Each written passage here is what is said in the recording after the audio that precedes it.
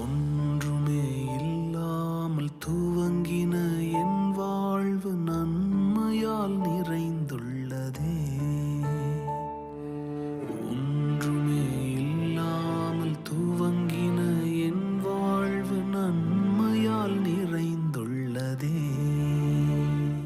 ஒரு தீமையும் நினைக்காத நல்ல ஒரு தகப்பன் உமை போல இல்லை.